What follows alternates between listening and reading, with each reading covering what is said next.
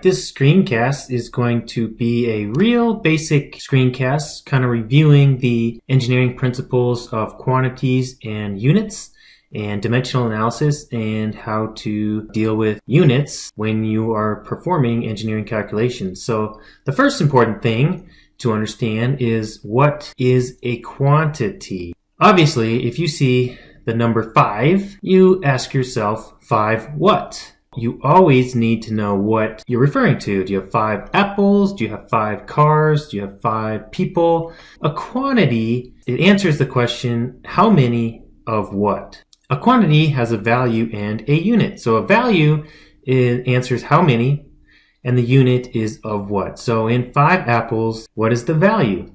The value is 5, and the unit is apples. So in engineering, I know this might seem a little bit trivial, but in engineering, it's really, really important to carry both the value and the unit, and combine, that's something known as the quantity. So we have our units. Treat units like numbers. So obviously, if we multiply 2/5 by 5, we have 5 in the numerator and 5 in the denominator, so those cancel, and we end up with 2. You do the same thing with units. So meters per second times second, the second in the numerator cancels with the second in the denominator, and we end up with meters. So the seconds cancel just like the numbers. So treat units just like numbers.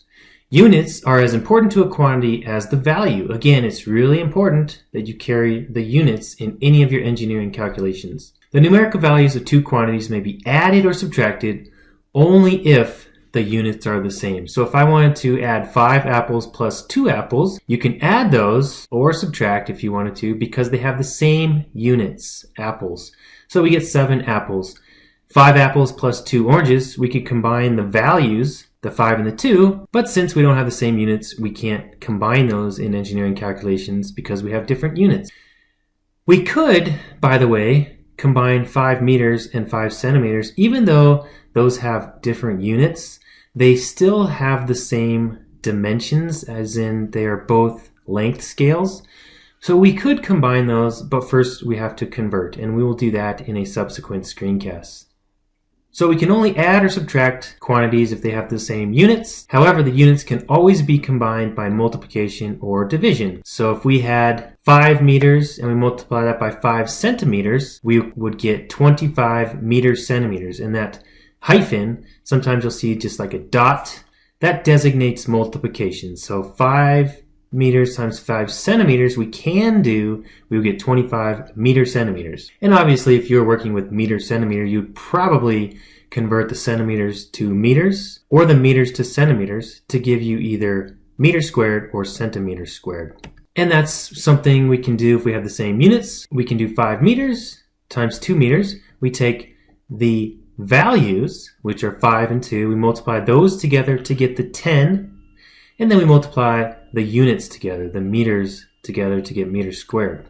Note that the values are multiplied together and the units are multiplied together. Another example, if we had 300 meters, dividing by 25 seconds, you would take the values, obviously 325, you divide those and you get 12, and then we take the units and we get meters per second. So let's take a look at some of the units that we typically work with. Now there are the SI units, which are most common in engineering. There are 7 fundamental units. Now these refer to mass, length, temperature, the amount of substance, and time. From these fundamental units, we can create derived units. Derived units would be something like area. It's a fundamental unit multiplied by another fundamental unit, or divided by another fundamental unit. So area is length times length. Volume would be length cubed, or area times length.